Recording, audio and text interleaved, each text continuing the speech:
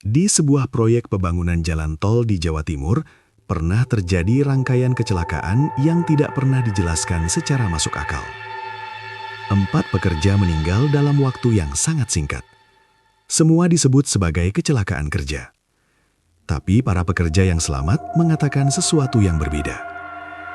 Mereka melihat mandor proyek itu sering datang ke lokasi galian saat tengah malam. Sendirian. Berbicara pada sesuatu di dalam hutan. Dan setiap kali proyek jalan itu bertambah panjang, selalu ada satu orang yang tidak pernah pulang. Sebagian orang percaya itu bukan sekedar kecelakaan, melainkan bayaran dari sebuah pesugihan lama yang dibangunkan kembali oleh manusia yang salah. Di pinggir sebuah desa kecil di Jawa Timur, proyek pembangunan jalan tol baru mulai dikerjakan. Jalan besar itu direncanakan akan memotong sawah, kebun, bahkan sebagian hutan kecil yang selama puluhan tahun tidak pernah disentuh pembangunan. Bagi sebagian warga desa, proyek itu dianggap berkah. Banyak warga bisa bekerja sebagai buruh proyek. Namun, bagi sebagian orang tua di desa itu, mereka hanya diam. Karena mereka tahu satu hal. Tanah yang akan dibangun jalan tol itu bukan tanah biasa. Suara mesin ekskavator menggema sejak pagi. Debu beterbangan, truk keluar masuk membawa tanah galian. Di tengah kesibukan itu, berdiri seorang pria berusia sekitar 40 tahun. Namanya Pak Rudi.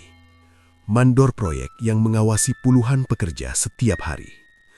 Tubuhnya besar, kulitnya gelap karena terbiasa di lapangan. Pak Rudi dikenal sebagai mandor yang tegas. "Cepat sedikit kerjanya, target hari ini belum selesai," teriaknya sambil menunjuk area galian. Para pekerja langsung bergerak lebih cepat. Semua orang tahu satu hal tentang Pak Rudi. Kalau proyek ada di tangannya, selalu selesai tepat waktu. Tidak pernah molor. Dan perusahaan selalu mempercayakan proyek besar padanya. Hari itu pekerjaan dimulai dengan membuka jalur di pinggir hutan kecil yang harus ditebang. Beberapa pekerja mulai menebang pohon. Namun baru beberapa pohon tumbang, mesin ekskavator tiba-tiba berhenti. Mesinnya mati. Operatornya turun dari kabin. "Pak, aneh ini," katanya. Pak Rudi berjalan mendekat. "Kenapa?" "Mesinnya tiba-tiba mati sendiri." Pak Rudi mendengus. "Ya hidupkan lagi." Operator mencoba menyalakan mesin. Starter berbunyi, namun mesin tetap tidak mau menyala. Seolah ada sesuatu yang menahannya. Tak lama kemudian, seorang kakek dari desa datang berjalan perlahan menuju lokasi proyek. Wajahnya penuh keriput. Matanya menatap ke arah hutan kecil yang sedang dibuka. Ia berhenti di dekat Pak Rudi. "Kalian sebaiknya jangan lanjutkan kerja di sini." Pak Rudi menoleh. "Kakek siapa?" "Orang desa sini." Pak Rudi tertawa kecil. "Ini proyek pemerintah, Kek. Tidak bisa dihentikan." Kakek itu menunjuk hutan kecil itu. Tempat itu sudah lama tidak boleh diganggu. Beberapa pekerja mulai memperhatikan. "Kenapa?" tanya Pak Rudi. Kakek itu menatap lama ke arah tanah galian. "Ada yang menjaga." Beberapa pekerja langsung saling pandang. Pak Rudi menghela nafas kesal. "Sudah, Kek, jangan bikin takut orang kerja."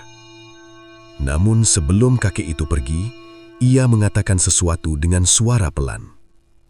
"Kalau tetap digali, nanti akan ada yang diminta." Pak Rudi tertawa lagi. "Tumbal maksudnya?" Kakek itu tidak menjawab. Ia hanya berjalan pergi meninggalkan proyek.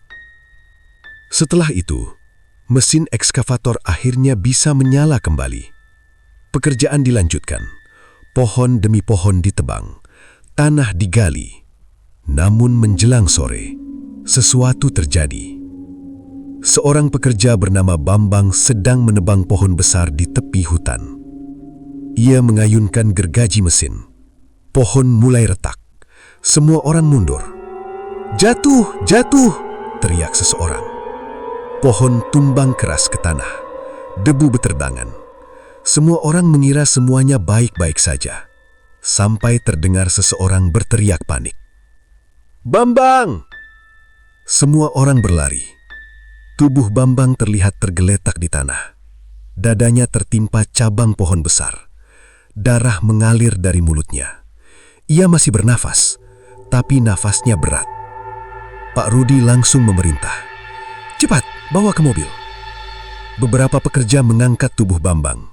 Namun sebelum sempat dibawa, Bambang menggenggam tangan salah satu temannya. Matanya terbuka lebar. Ia berbisik dengan suara serak. Di bawah tanah." Temannya mendekat. "Apa, Bang?" Bambang menatap ke arah hutan. Dia marah. Setelah itu, kepalanya terkulai, nafasnya berhenti. Suasana proyek langsung berubah sunyi. Tidak ada yang bicara. Beberapa pekerja mulai terlihat ketakutan.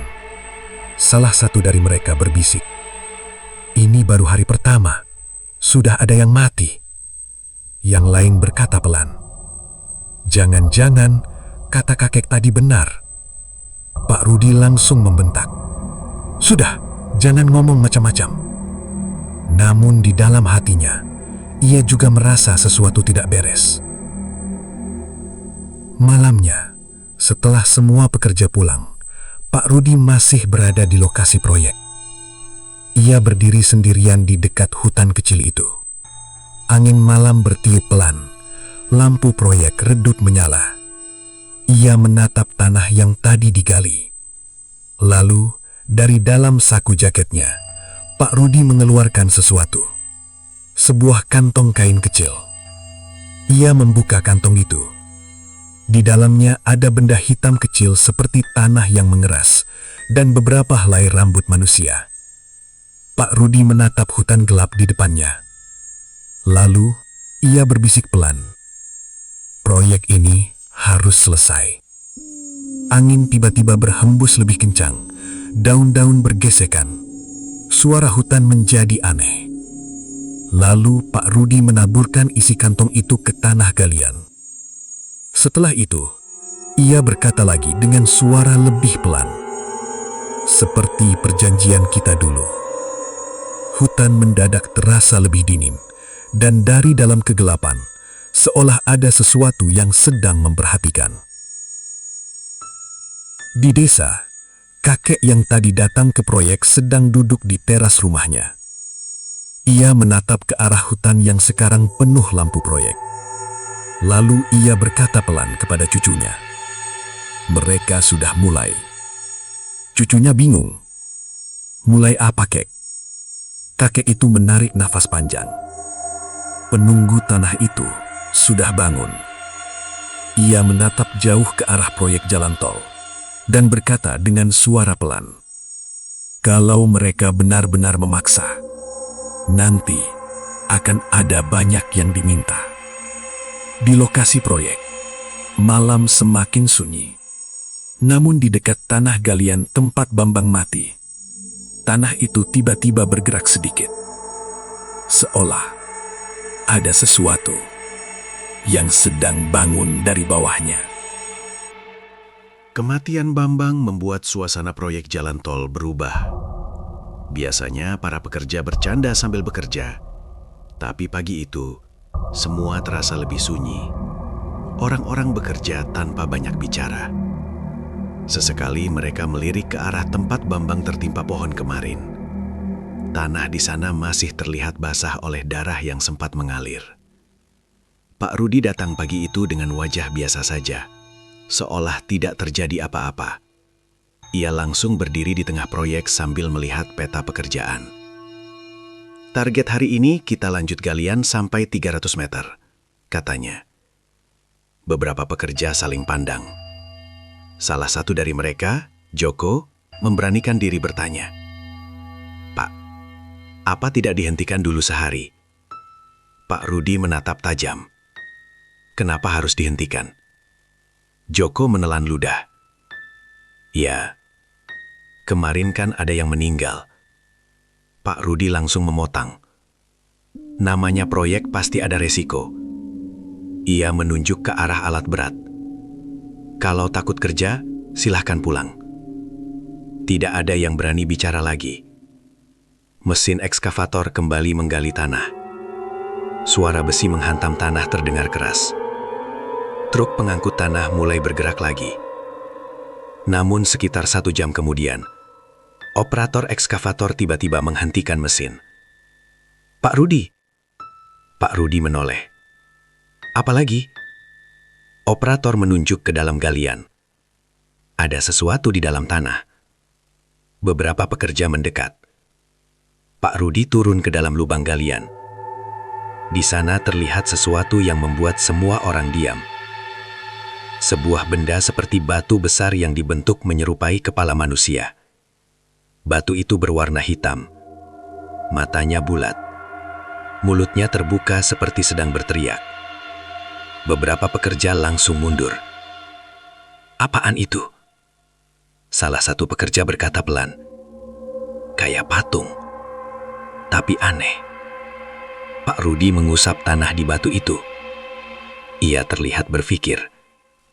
Lalu ia berkata singkat. Angkat saja. Operator ragu. Pak, sebaiknya dilaporkan dulu. Pak Rudi menatapnya dingin. Ini cuma batu. Akhirnya operator menggunakan ekskavator untuk mengangkat batu itu. Namun saat batu itu diangkat, tanah di bawahnya terlihat hitam dan basah seperti baru disiram sesuatu. Baunya juga aneh, seperti bau busuk yang lama tertimbun. Beberapa pekerja langsung menutup hidung. Siang hari pekerjaan kembali berjalan. Namun suasana terasa tidak nyaman. Angin dari arah hutan terus berhembus pelan. Daun-daun bergerak seperti berbisik. Beberapa pekerja mulai merasa merinding. Joko yang sedang mengangkut kayu tiba-tiba berkata pada temannya, "Lu ngerasa nggak?" "Apaan?" "Kayak ada yang ngeliatin dari hutan." Temannya menoleh. Hutan di pinggir proyek terlihat gelap meski siang hari. "Ah, pikiran lu aja." Tapi sebenarnya, banyak pekerja merasakan hal yang sama. Menjelang sore, kecelakaan kedua terjadi. Seorang pekerja bernama Dedi sedang berdiri di atas truk untuk mengikat muatan kayu. Truk itu berhenti di tanah yang sedikit menurun. Dedi berdiri sambil menarik tali. Tiba-tiba, truk itu bergerak sendiri. Pelan.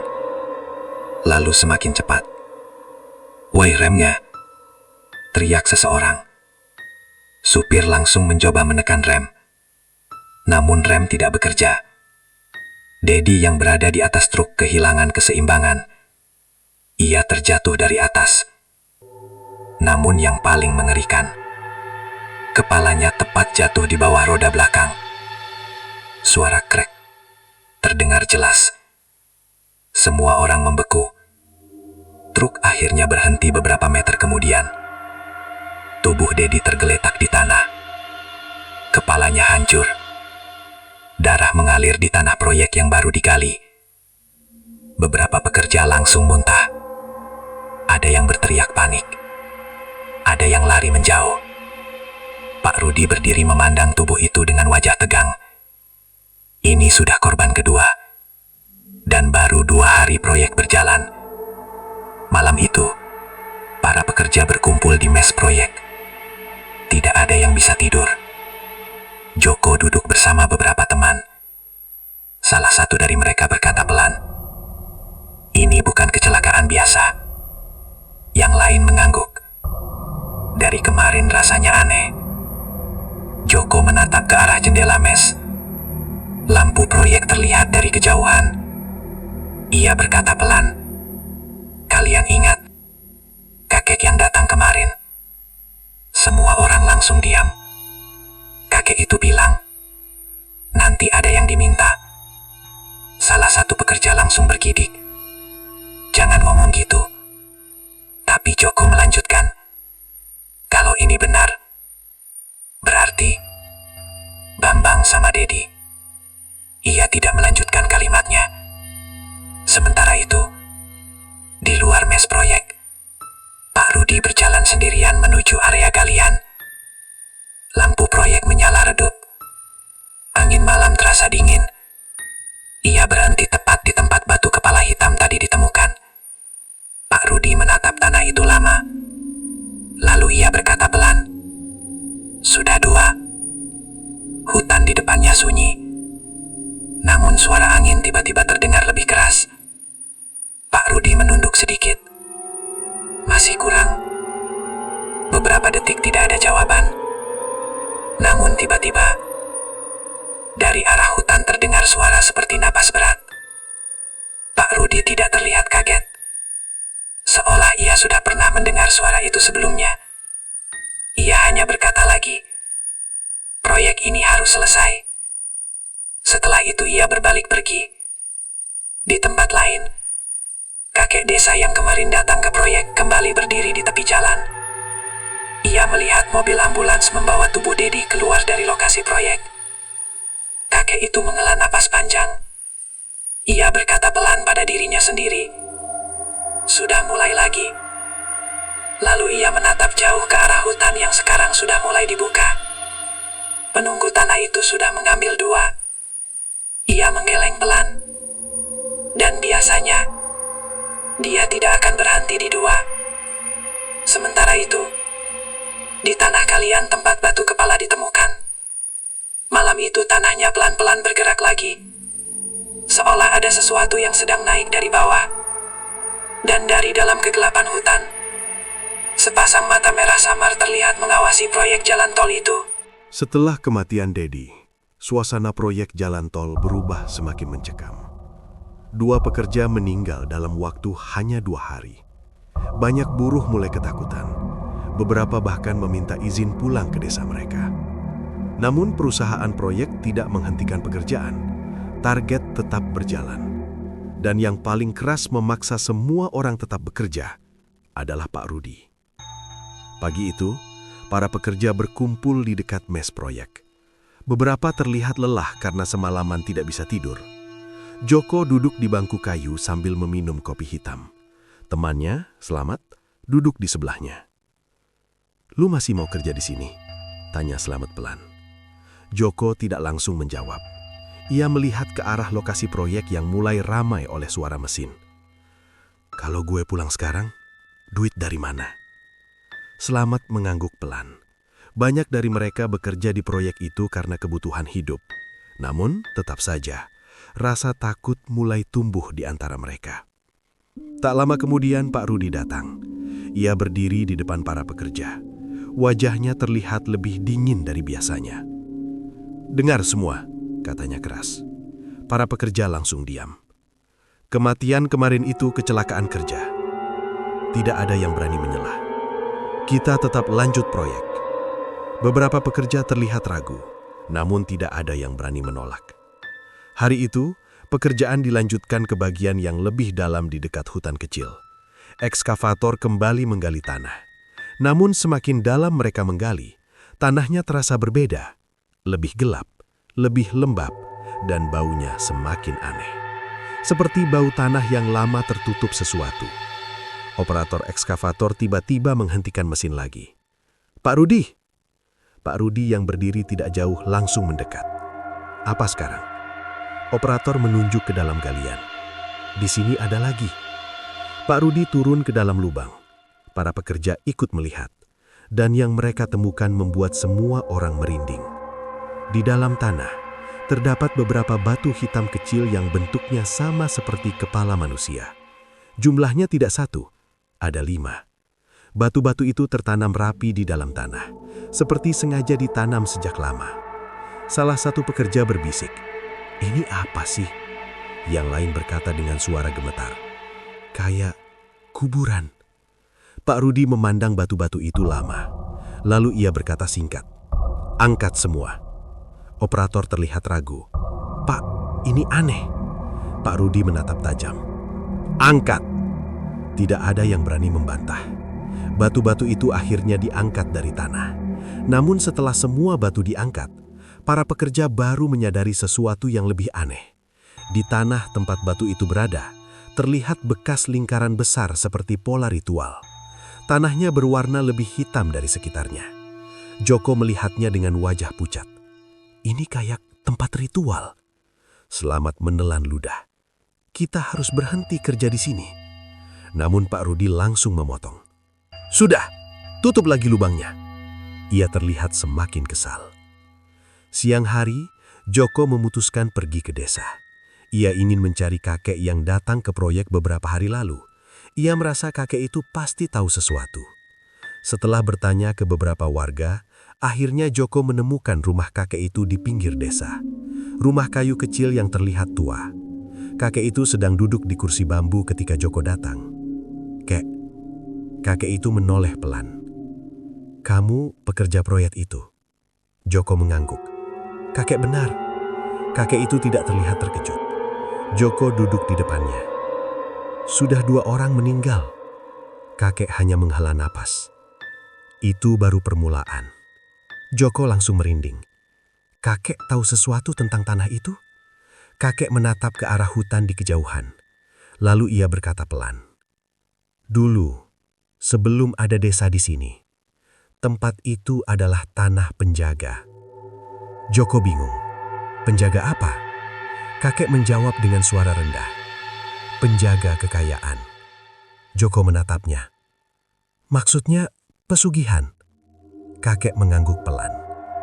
Sudah lama sekali orang-orang melakukan perjanjian di sana. Joko menelan ludah. Perjanjian apa? Kakek menatap langsung ke matanya. Perjanjian yang selalu butuh korban manusia. Tubuh Joko langsung terasa dingin. Dulu ada orang kaya dari kota yang datang. Dia ingin kekayaan. Dia melakukan ritual di tanah itu. Dan sejak saat itu, tempat itu tidak pernah benar-benar kosong. Joko bertanya dengan suara pelan. Kalau tanah itu digali? Kakek menjawab tanpa ragu. Penjaganya akan marah. Angin sore bertiup pelan di sekitar rumah. Joko teringat sesuatu. Kemarin kami menemukan batu kepala di dalam tanah. Wajah kakek berubah sedikit. Berapa? 6. Kakek langsung diam. Beberapa detik kemudian ia berkata pelan. Kalau begitu, kalian sudah membuka lingkarannya. Joko bingung.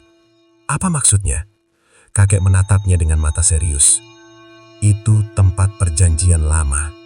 Batu-batu itu penanda. Setiap batu mewakili satu korban. Joko langsung merinding. Berarti, kakek melanjutkan dengan suara pelan.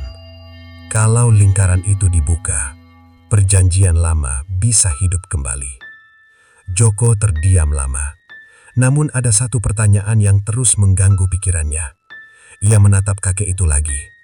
Kek, kalau ada orang yang sengaja menghidupkan perjanjian itu lagi, kakek langsung menatap tajam. Kalau ada orang yang melakukan itu, berarti dia sedang memberi makan penjaga tanah. Joko langsung teringat sesuatu. Sesuatu yang ia lihat semalam. Saat ia terbangun untuk ke kamar mandi di mes proyek. Ia melihat Pak Rudi berjalan sendirian menuju lokasi galian. Dan dari kejauhan, Joko melihat Pak Rudi menaburkan sesuatu ke tanah. Saat itu Joko tidak terlalu memikirkannya. Namun sekarang, semuanya terasa berbeda. Malam itu, Joko kembali ke mes proyek. Ia berdiri di depan jendela. Dari kejauhan terlihat Pak Rudi berjalan sendirian lagi menuju lokasi galian. Seperti malam sebelumnya, Joko memperhatikan dengan serius. Pak Rudi berhenti di tengah tanah galian. Lalu ia mengeluarkan sesuatu dari sakunya. Ia menaburkannya ke tanah. Lalu ia berkata sesuatu yang tidak terdengar dari kejauhan. Beberapa detik kemudian, angin malam tiba-tiba berhembus kuat. Lampu proyek berkelip. Dan dari arah hutan, terdengar suara seperti sesuatu yang sedang tertawa pelan. Tubuh Joko langsung merinding. Kini ia mulai mengerti. Kematian Bambang dan Dedi mungkin bukan kecelakaan. Mungkin itu tumbal. Di lokasi proyek, Pak Rudi berdiri menghadap hutan. Ia berkata pelan, masih kurang 2. Dari dalam gelap hutan, suara napas berat kembali terdengar, seolah sesuatu sedang menunggu. Dan sesuatu itu masih lapar.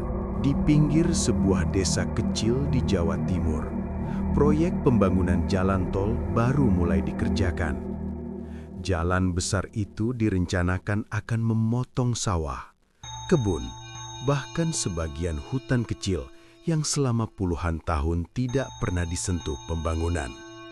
Bagi sebagian warga desa, proyek itu dianggap berkah. Banyak warga bisa bekerja sebagai buruh proyek. Namun bagi sebagian orang tua di desa itu, mereka hanya diam. Karena mereka tahu satu hal, tanah yang akan dibangun jalan tol itu bukan tanah biasa. Suara mesin ekskavator menggema sejak pagi. Debu berterbangan. Truk keluar masuk membawa tanah galian. Di tengah kesibukan itu, berdiri seorang pria berusia sekitar 40 tahun. Namanya Pak Rudi, mandor proyek yang mengawasi puluhan pekerja setiap hari. Tubuhnya besar, kulitnya gelap karena terbiasa di lapangan. Pak Rudi dikenal sebagai mandor yang tegas. Cepat sedikit kerjanya, target hari ini belum selesai. Teriaknya sambil menunjuk area galian. Para pekerja langsung bergerak lebih cepat. Semua orang tahu satu hal tentang Pak Rudi. Kalau proyek ada di tangannya, selalu selesai tepat waktu. Tidak pernah molor, dan perusahaan selalu mempercayakan proyek besar padanya. Hari itu pekerjaan dimulai dengan membuka jalur di pinggir hutan kecil yang harus ditebang. Beberapa pekerja mulai menebang pohon.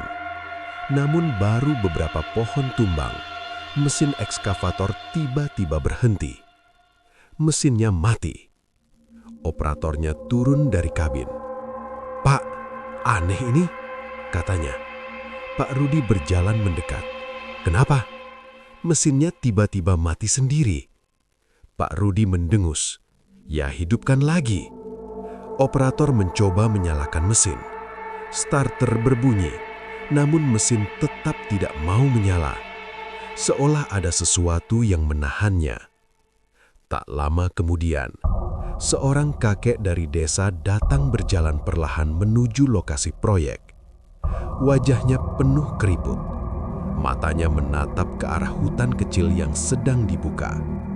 Ia berhenti di dekat Pak Rudi. "Kalian sebaiknya jangan lanjutkan kerja di sini." Pak Rudi menoleh. "Kakek siapa?" "Orang desa sini." Pak Rudi tertawa kecil. "Ini proyek pemerintah, Kek. Tidak bisa dihentikan." Kakek itu menunjuk hutan kecil itu.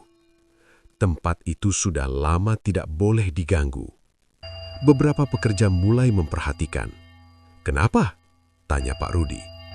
Kakek itu menatap lama ke arah tanah galian. Ada yang menjaga. Beberapa pekerja langsung saling pandang. Pak Rudi menghela nafas kesal.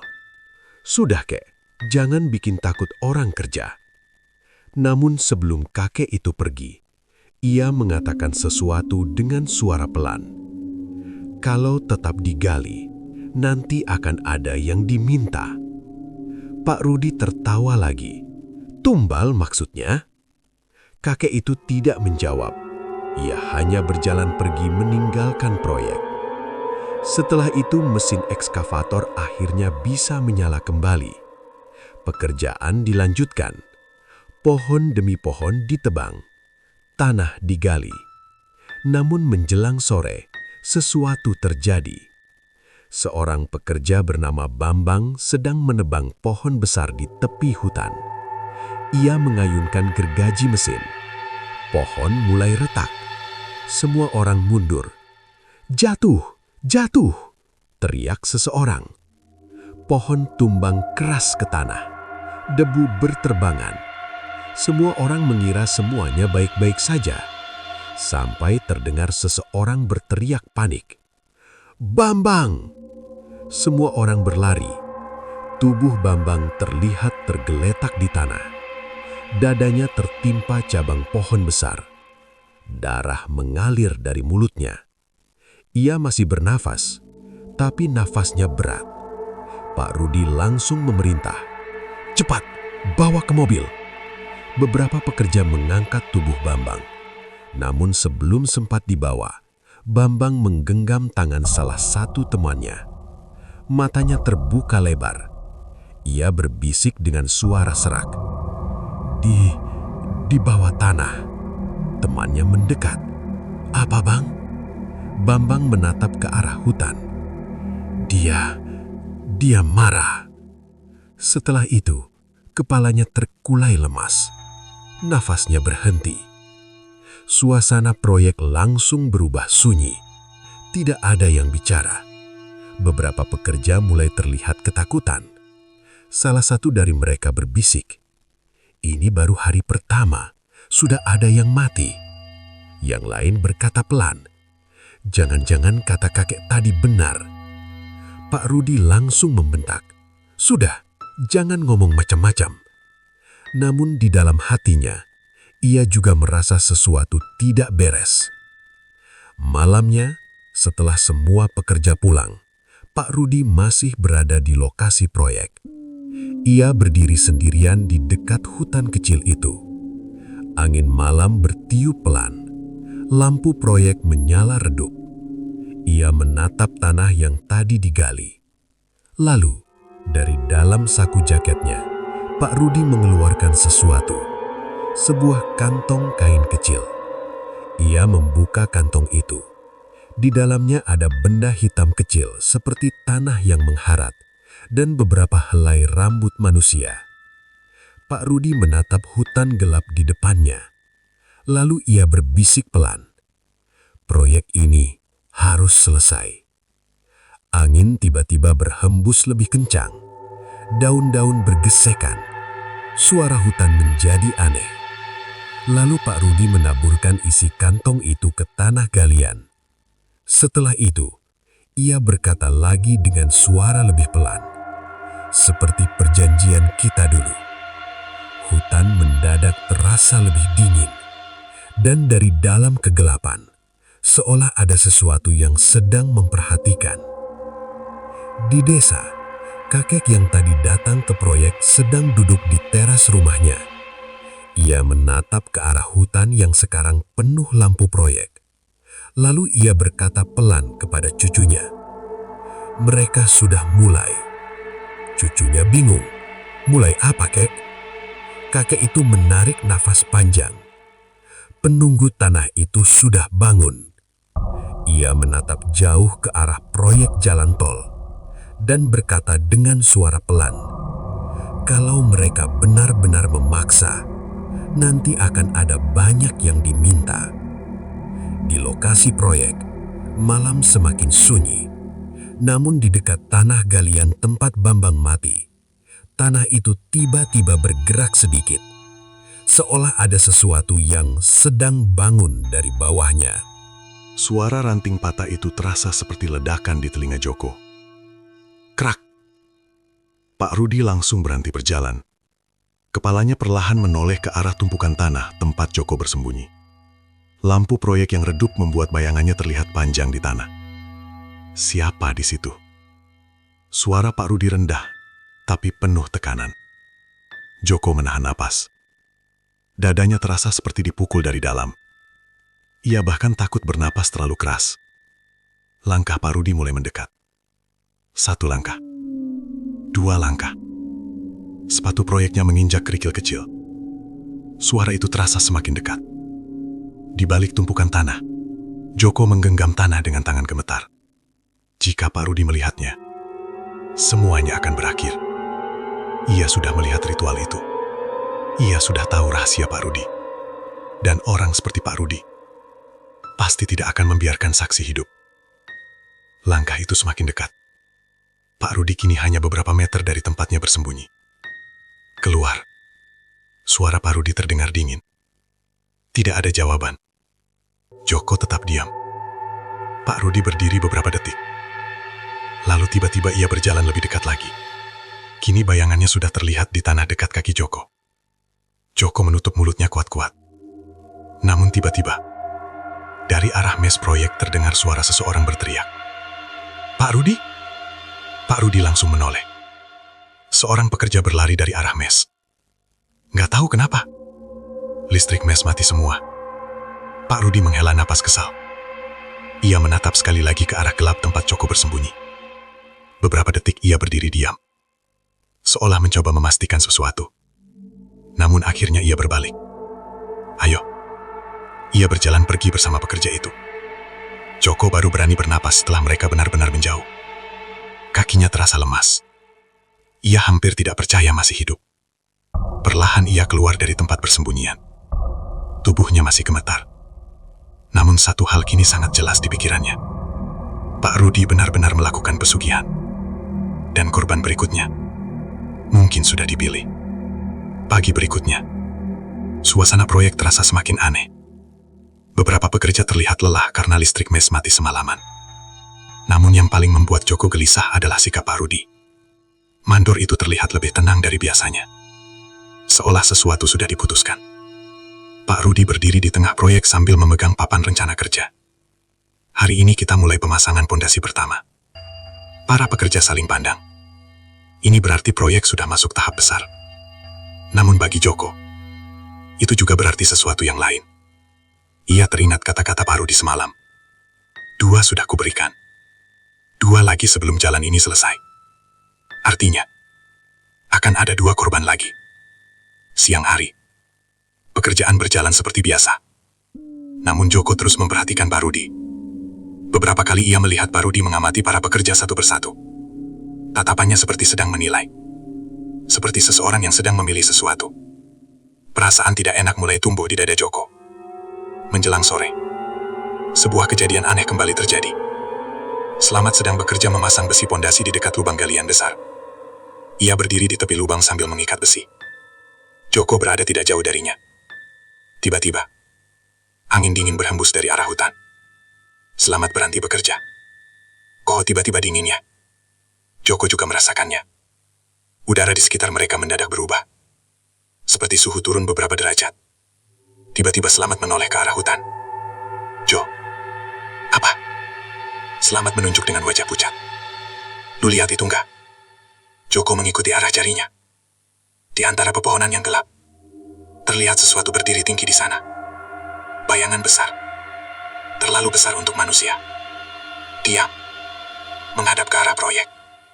Joko langsung merinding. Ia tahu persis apa itu. Itu makhluk yang ia lihat semalam. Penjaga tanah itu. Slamet mundur selangkah. Apaan itu? Namun sebelum mereka sempat berkata apa-apa, tiba-tiba tanah di dekat pondasi runtuh. Met! Slamet kehilangan keseimbangan. Tubuhnya jatuh ke dalam lubang pondasi yang dalam. Joko langsung berlari mendekat. Met! Met! Namun saat ia melihat ke dalam lubang, dadanya langsung terasa kosong. Slamet terjatuh tepat di atas besi pondasi yang tajam. Besi itu menembus dadanya. Darah mengalir deras ke tanah. Slamet masih hidup. Namun napasnya tersengal. Matanya menatap Joko dengan penuh ketakutan. Joko menggenggam tangannya. Tahan, Matt. Tahan. Namun Slamet justru menggenggam tangan Joko lebih kuat. Matanya membelalak. Ia berbisik dengan suara hampir tidak terdengar. Dia, di belakang lu. Joko langsung menoleh. Namun di belakangnya, tidak ada siapa-siapa. Saat ia kembali melihat Slamet, nampak temannya itu sudah berhenti. Beberapa pekerja mulai berkumpul di sekitar lubang. Suasana langsung kacau. Ada yang berteriak. Ada yang memanggil ambulans. Namun Joko justru melihat sesuatu yang membuat darahnya mendidih. Pak Rudi berdiri tidak jauh dari sana. Ia menatap tubuh Slamet dengan wajah datar. Tidak ada ekspresi kaget. Tidak ada kepanikan. Hanya diam. Seolah ia sudah tahu ini akan terjadi. Malam itu Joko duduk sendirian di mes. Ini sudah korban ketiga. Bambang. Dedi. Sekarang Slamet. Dan Joko tahu satu hal yang sangat jelas. Ini belum selesai. Masih ada satu korban lagi. Dan jika ia tidak melakukan sesuatu, korban berikutnya bisa siapa saja. Bahkan,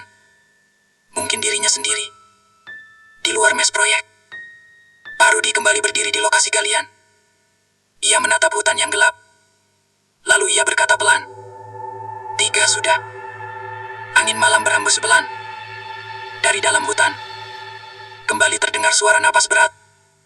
Pak Rudi menunduk sedikit. Besok yang terakhir. Beberapa detik kemudian, di antara pepohonan yang gelap itu, 2 mata merah kembali muncul, mengawasi proyek jalan tol yang semakin panjang. Dan sesuatu itu masih menunggu tumbal terakhirnya. Kematian Slamet membuat proyek jalan tol itu semakin mencekam.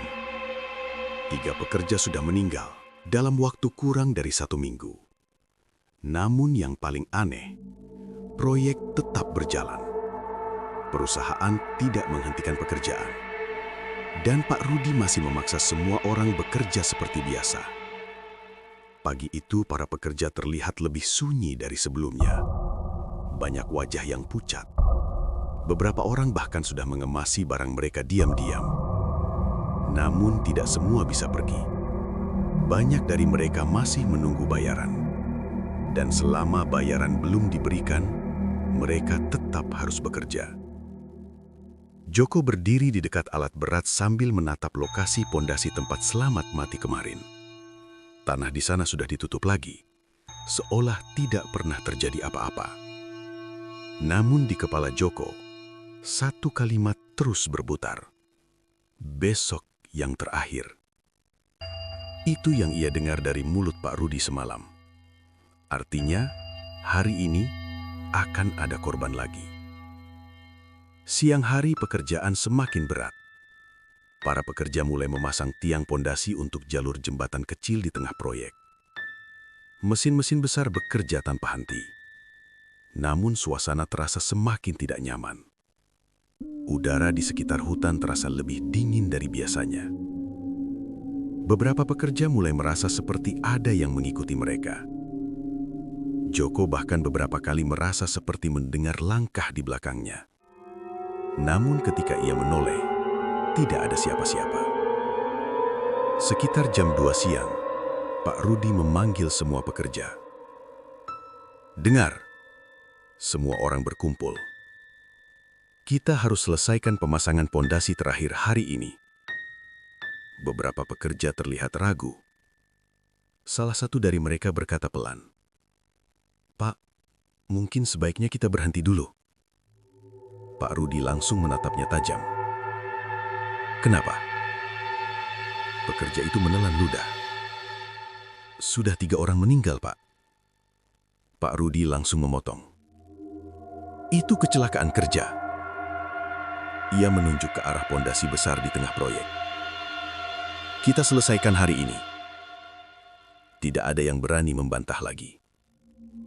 Namun sesuatu yang membuat Joko semakin gelisah terjadi setelah itu.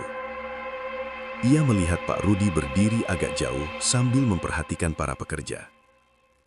Tatapannya bergerak dari satu orang ke orang lain. Lalu berhenti pada satu orang. Seorang pekerja muda bernama Arman. Arman baru bekerja di proyek itu sekitar 2 minggu. Usianya paling muda di antara para buruh. Orangnya pendiam. Ia hanya bekerja dan jarang bicara. Namun sejak pagi tadi, Pak Rudi terlihat beberapa kali memperhatikannya. Perasaan dingin langsung menjalar di tubuh Joko. Apakah Arman yang akan dijadikan tumbal? Menjelang sore, pekerjaan mulai memasang pondasi terakhir. Lubang pondasi itu sangat dalam, sekitar 5 meter. Arman dan beberapa pekerja lain turun ke dalam lubang untuk memasang rangka besi. Joko berdiri di atas sambil membantu mengikat tali pengangkat. Ia terus mengawasi Arman. Perasaannya semakin tidak enak. Tiba-tiba, angin dingin kembali berhembus dari arah hutan. Udara berubah sunyi. Mesin-mesin proyek tiba-tiba terasa lebih pelan. Beberapa pekerja berhenti bekerja. Dingin banget tiba-tiba." Salah satu dari mereka berkata. Joko langsung menoleh ke arah hutan. dan yang ia lihat membuat tubuhnya langsung kaku. Di antara pepohonan yang gelap, bayangan tinggi itu berdiri lagi. Sama seperti yang ia lihat sebelumnya. Makhluk besar tanpa bentuk jelas. Diam. Mengawasi proyek.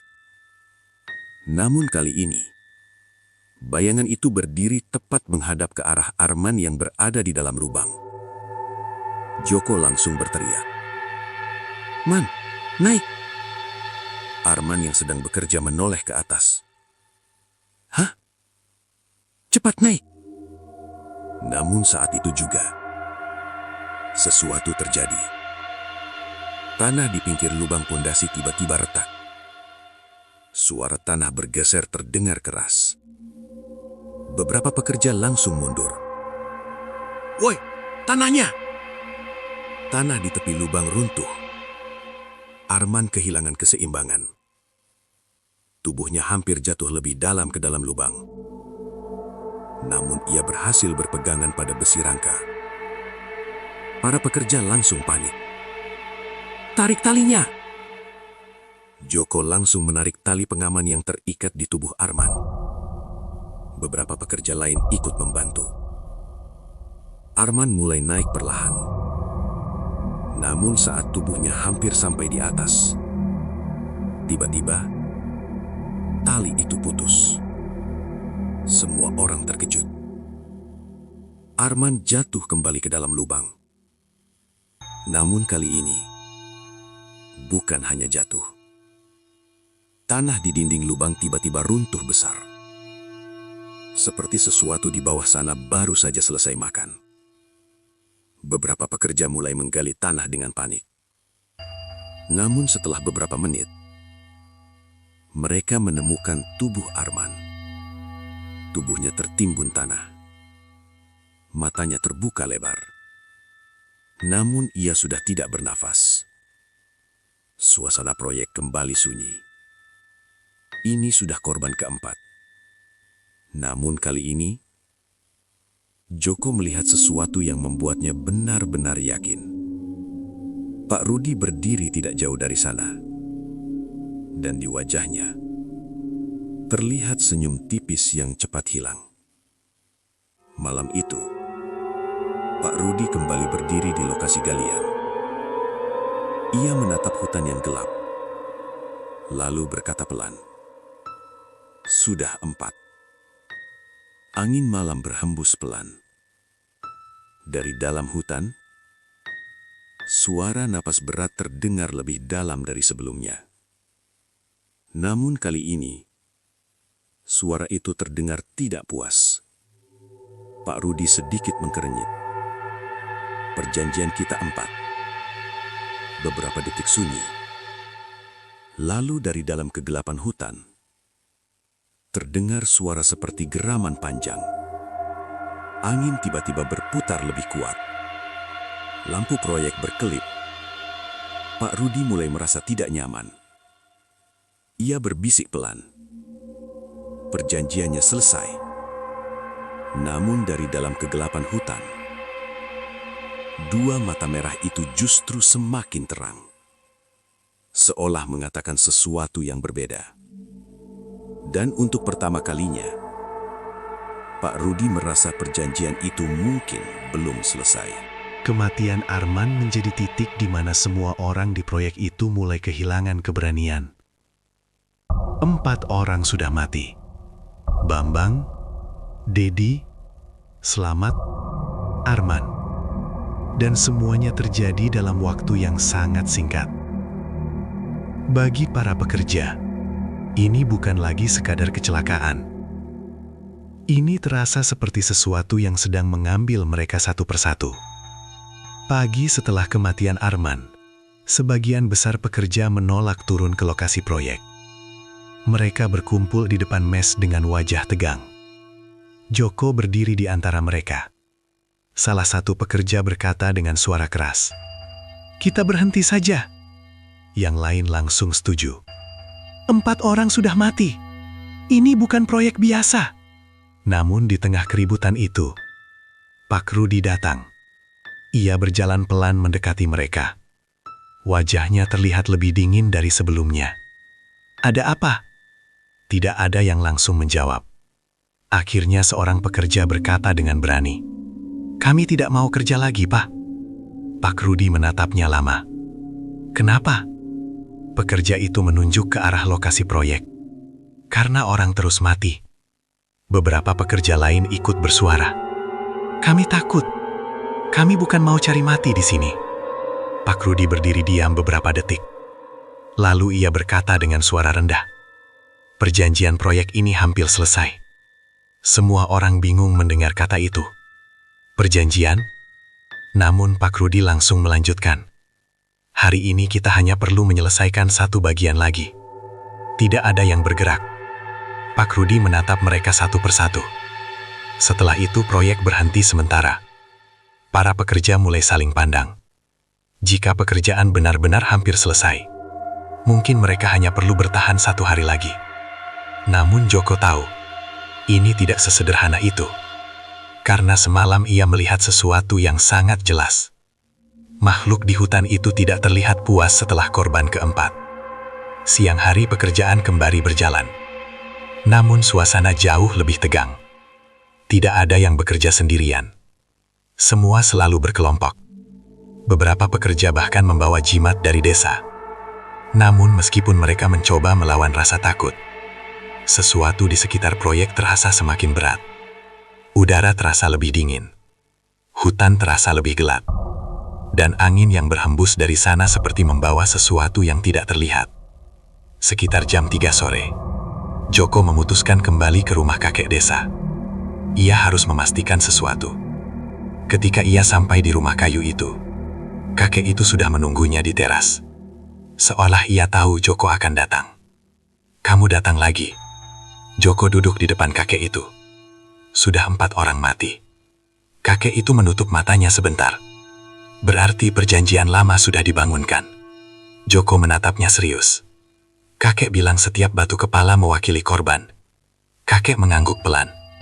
"Berapa batu yang kalian temukan?" Joko menjawab perlahan. 6. Kakek langsung membuka matanya. Wajahnya berubah tegang. 6. Joko mengangguk. "Kemarin yang mati baru 4. Kakek menatap jauh ke arah hutan. Angin sore berhembus pelan.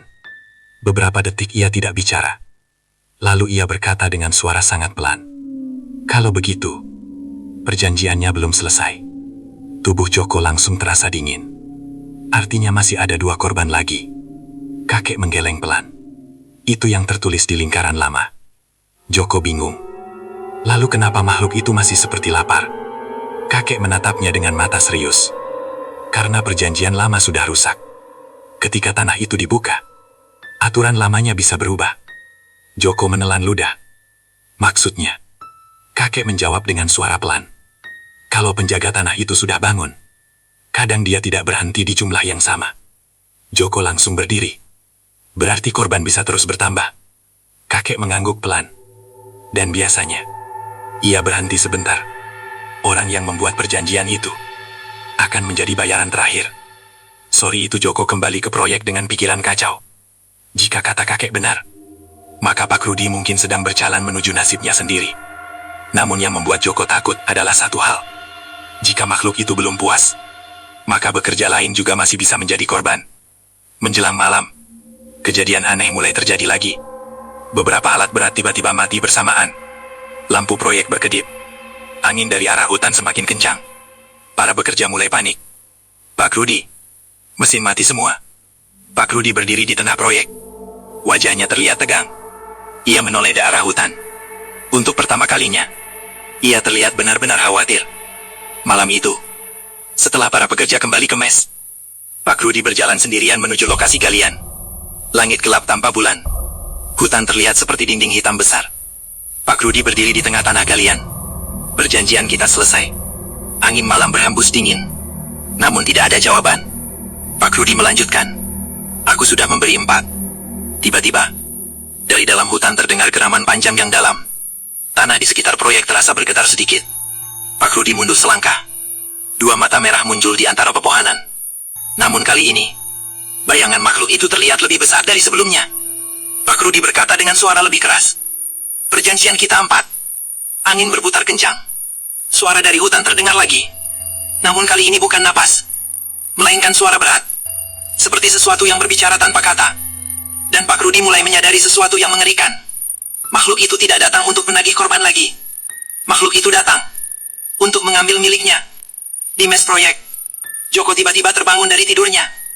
Ia mendengar sesuatu di luar. Suara seperti langkah berat berjalan di tanah proyek. Namun langkah itu terlalu berat untuk manusia. Joko berjalan ke jendela. Dan ketika ia melihat ke arah lokasi proyek, dada ia langsung terasa dingin. Di tengah tanah galian, terlihat sosok besar berdiri di depan Pak Rudi. Dan Pak Rudi tidak bergerak, seolah tubuhnya tidak bisa lari. Malam itu, udara di sekitar proyek jalan tol terasa lebih dingin dari biasanya. Angin berhembus kencang dari arah hutan. Lampu-lampu proyek berkedip seperti hampir mati. Di mes pekerja, Joko berdiri di depan jendela dengan tubuh gemetar. Matanya menatap ke arah lokasi galian. Dan yang ia lihat membuat dadanya terasa kosong. Di tengah tanah proyek yang luas itu, sesuatu berdiri di depan Pak Rudi.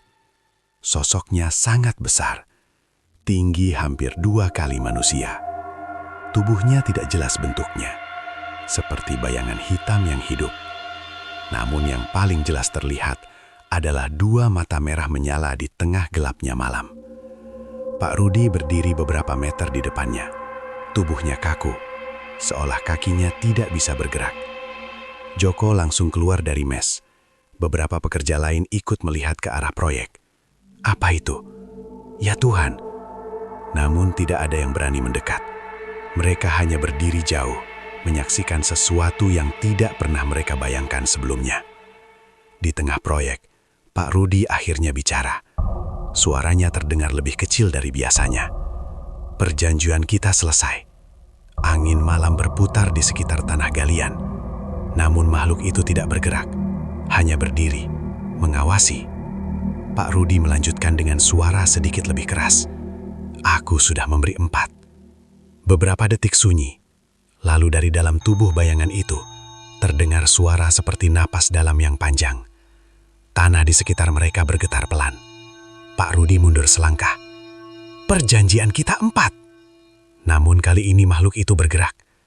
Perlahan, ia melangkah maju 1 langkah. Tanah langsung bergetar lebih kuat. Pak Rudi mulai panik. Tidak, itu yang kita sepakati. Namun dari dalam bayangan hitam itu, tiba-tiba terdengar suara yang tidak benar-benar seperti suara manusia. Suara itu terdengar seperti berasal dari tanah, dari pohon, dari angin. Semua bercampur menjadi satu. Namun satu kata terdengar sangat jelas. Kurang. Tubuh Pak Rudi langsung terasa dingin. Ia menggeleng. Tidak, 4 sudah cukup. Namun bayangan itu kembali melangkah. Kali ini lebih dekat. Mata merahnya menyala lebih terang. Lalu suara itu kembali terdengar. Lebih dalam, lebih berat. 6. Pak Rudi langsung teringat sesuatu. Batu kepala di dalam tanah. Jumlahnya 6. Artinya, perjanjian lama memang meminta 6 korban. Namun selama ini Pak Rudi selalu berpikir, 4 sudah cukup. Karena dulu, ketika ia pertama kali membuat perjanjian itu bertahun-tahun lalu, ia hanya diminta 4. Namun kini tanah itu sudah dibuka kembali. Lingkaran lama sudah rusak. Dan aturan lama tidak lagi sama. Pak Rudi mundur lagi. Kamu sudah dapat 4. Bayangan itu tidak menjawab. Ia hanya terus melangkah. Tanah di sekitar mereka mulai retak. Seolah sesuatu di bawah tanah ikut bergerak. Dari kejauhan, Joko menyaksikan semuanya dengan nabas tertahan. Kini ia mengerti. Makhluk itu tidak datang untuk mengambil pekerja lagi. Makhluk itu datang untuk mengambil orang yang membuat perjanjian. Pak Rudi mulai panik. Ia mengambil kantong kain hitam dari sakunya, lalu menaburkan isinya ke tanah dengan tergesa-gesa. Ambil ini. Namun makhluk itu tidak berhenti. Ia sudah berdiri sangat dekat. Udara di sekitar mereka terasa seperti membeku. Pak Rudi berteriak, "Aku bisa beri lagi." Namun suara dari bayangan itu kembali terdengar. Pelan, namun membuat darah semua orang yang mendengarnya terasa membeku. Sudah dipilih. Pak Rudi terdiam, matanya membelalak. Tidak, ia menggeleng pelan. Namun tanah di bawah kakinya tiba-tiba retak besar. Retakan itu langsung membuka seperti mulut raksasa. Pak Rudi kehilangan keseimbangan. Ia jatuh ke tanah. Tangannya mencoba meraih sesuatu. Aku yang memanggilmu. Namun bayangan besar itu berdiri tepat di depannya. Mata merah itu menatapnya tanpa emosi. Dan untuk pertama kalinya, Pak Rudi benar-benar menyadari sesuatu. Selama ini ia selalu berpikir, ia yang mengendalikan perjanjian itu. Padahal sebenarnya, ia hanya sedang memberi makan sesuatu yang jauh lebih tua dari dirinya. Tanah di bawah tubuh Pak Rudi mulai bergerak. Seperti pasir yang menelan sesuatu. Pak Rudi coba bangkit. Namun tanah itu menarik tubuhnya semakin dalam. Tidak. Ia berteriak panik. Tidak. Tangannya mencoba mencengkram tanah. Namun tanah itu terus menelan tubuhnya. Perlahan. Dari kaki. Sampai pinggang. Sampai dada. Joko dan para pekerja hanya bisa melihat dari kejauhan dengan wajah pucat. Tidak ada yang berani mendekat. Tidak ada yang bisa menolong. Saat tubuh Pak Rudi hampir tenggelam seluruhnya, ia melihat bayangan itu berdiri tepat di depannya. Mata merah itu semakin terang. Lalu suara terakhir terdengar. Bayaran terakhir. Tanah langsung menutup dengan keras. Pak Rudi hilang. Tanpa sisa. Tanpa tubuh. Tanpa suara. Hanya tanah proyek yang kembali sunyi. Beberapa detik tidak ada yang bergerak. Lalu bayangan besar itu perlahan menoleh ke arah para pekerja di kejauhan. Semua orang langsung mundur ketakutan. Namun makhluk itu tidak mendekat. Ia hanya berdiri beberapa detik, seolah memastikan sesuatu. Kemudian perlahan, bayangan itu berjalan kembali ke arah hutan dan menghilang di antara pepohonan gelap. Keesokan paginya, proyek jalan tol itu dihentikan sementara. Polisi datang, namun mereka tidak pernah menemukan tubuh Pak Rudi. Tanah tempat ia hilang hanya terlihat seperti tanah biasa. Tidak ada lubang, tidak ada bekas sentuhan, seolah tidak pernah terjadi apa-apa. Beberapa bulan kemudian, pembangunan jalan tol itu akhirnya dilanjutkan dengan mandor baru. Namun para pekerja lama memilih tidak kembali, termasuk Joko, karena ia tahu satu hal, tanah itu memang sudah tenang sekarang. Namun setiap kali malam tiba, orang desa sering melihat sesuatu yang aneh. Di kilometer tempat baru dihilang, kadang terlihat bayangan berdiri di tengah jalan yang belum jadi. Bayangan tinggi, diam, mengawasi, seolah masih menjaga sesuatu di bawah tanah itu. Dan warga desa selalu berkata satu hal kepada orang baru yang bekerja di sana. Kalau lewat jalan tol itu tengah malam, jangan pernah berhenti di kilometer lama. Karena tanah itu pernah menagih sesuatu, dan tidak ada yang benar-benar tahu apakah bayaran terakhirnya benar-benar sudah cukup.